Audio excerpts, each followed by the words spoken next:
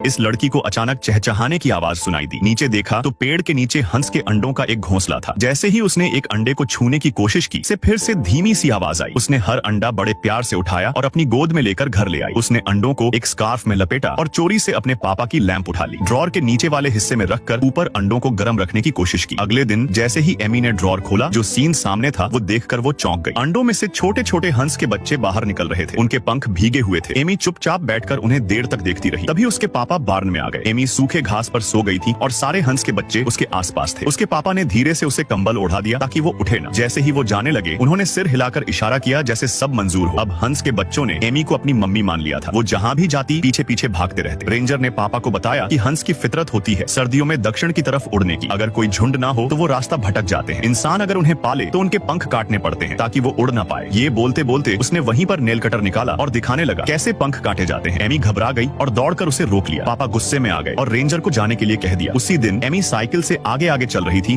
और सारे हंस पीछे पीछे दौड़ रहे थे। ये देखकर पापा को एक जबरदस्त आइडिया आया। अगर हंस का झुंड नहीं मिल रहा तो क्यों ना खुद प्लेन बनाकर उन्हें रास्ता दिखाया जाए। एमी से इजाजत लेकर उन्होंने काम शुरू कर दिया। हंसों का भरोसा जीतने के लिए पापा ने खुद को हंस जैसा ड्रेसअप किया और उनके सामने चलने लगे। मगर बच्चे सिर्फ एमी को ही पहचानते थे, तो एमी ने उन्हें पहले खुद दौड़ाकर गाइड किया, फिर धीरे धीरे पापा की तरफ मोड़ा। कुछ दिनों बाद बच्चों ने पापा पर भी भरोसा करना शुरू कर दिया। धीरे धीरे बच्चों के पंख भी मजबूत हो गए और उड़ने लायक बन गए। पापा ने टेस्ट फ्लाइट का प्लान बनाया, मगर जैसे ही प्लेन उड़ाने लगे, बच्चे बस खड़े होकर देखते रहे। एमी ने बहुत कोशिश की मगर वो हिले तक नहीं। फिर उसने घास में छुप कर देखा। अगले ही पल सारे हंस उसे ढूंढ ही लेते हैं, तो उसने चुपके से प्लेन उड़ाया और इस बार सारे हंस उड़ने लगे। मगर एमी को उड़ाने का तजुर्बा नहीं था और कुछ दूर जाकर उसका प्लेन एक फेंस से टकरा गया। पापा भागते हुए आए पर किस्मत से एमी को कुछ नहीं हुआ। इस हादसे के बाद पापा ने तय किया कि वो एमी के साथ उड़ेंगे और उसके लिए एक सेफ प्लेन खरीदेंगे। इसके लिए उन्होंने अपना सबसे प्यारा लूनर मॉडल तक बेच दिया। पापा की मदद से एमी ने एक ही दिन में प्लेन उड़ाना सीख लिया। पिंजरे में बंद बच्चे जब उसे उड़ता देखे तो खुद ही रस्सियां तोड़कर बाहर निकल आए और उसके पीछे उड़ने लगे। अब असली सफर शुरू हुआ। एमी का झुंड स्कूल के ऊपर से गुजरा, ऊंची ऊंची इमारतों के ऊपर से उड़ता चला गया। डूबता सूरज एमी के ग्लाइडर को सुनहरी रोशनी से चमका रहा था। नीचे फैले कॉर्नफील्ड किसी पेंटिंग की तरह लग रहे थे। एमी और उसके प्यारे साथियों ने जैसे जिंदगी और कुदरत की तस्वीर को हवा में उकेर दिया। जब सूरज की आखिरी किरण बची थी, एमी अपने साथियों को आखिरी शहर के ऊपर ले जा रही थी। लोग नीचे से देख रहे थे, तालियां बजा रहे थे, कुछ लोग रास्ता दिखाने लगे। एमी का चेहरा शांत था, उसके इरादे साफ थे। वो उन्हें झीलों और दलदलों के ऊपर से ले गई और आखिरकार जब सारे हंस झील पर उतरे और पानी में खेलने लगे, उस पल क्या तुम्हारा दिल भी उनके साथ उड़ने को नहीं चाहा?